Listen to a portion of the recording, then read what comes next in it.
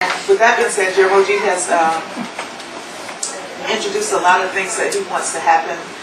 Sunday he talked about some very specific things to get us on the path of restoring our spirit, restoring our souls. And so we want him to kind of continue that dialogue with us in this setting. And if you have any questions for him, I'm sure he'd be more than happy to answer them. Well, let me first start off by saying, a church is not a building. It's not a place. It's not a program. It's not a thing you do.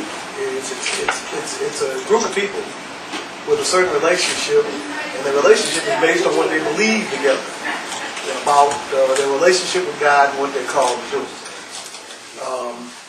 Without that being first and foremost, trying to build on top of a disjointed, kind of fractured foundation is almost impossible. The one common denominator that we would all have to share and take for granted when we're dealing with each other is that we share a vision for our church to help our people. And we believe that God has called us to this effort and is guiding us in the process of doing that. And that effort to help our people depends upon, first and foremost, our particular personal connection to God. Because if we are not healthy ourselves, we have little possibility of helping somebody else. And so the fellowship is a fellowship of people who basically have a vision about what God has called them to do, what they believe God wants them to do, and they're trying to do it together. So everything that takes place within that context. Whether we are sick or well, young or old, whatever it is, we come together on that basis, that we have a common commitment, a common vision of what we believe God wants us to do. Now that's the easy part. The hard part is being able to relate together, function together, and work together as we try to realize the common vision. And that's always where every group of people come apart, because they have divergent thoughts and feelings and perceptions and views of how to get this done. And so developing the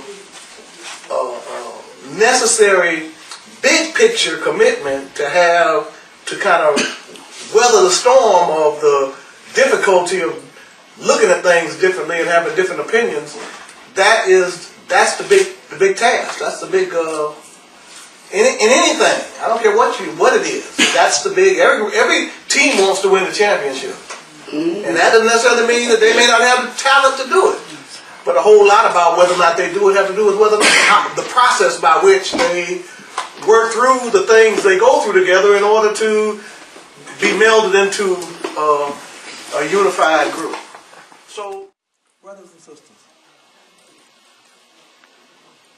about a year and a half ago, we suffered the terrible, devastating effects of Hurricane Ike, which did severe damage to all of our buildings, but particularly to our main sanctuary. Since that time, we have been having worship service in a chapel space in the Culture Center. We've worked long and hard to try to repair our church, which has come at considerable expense, much more than anything we anticipated.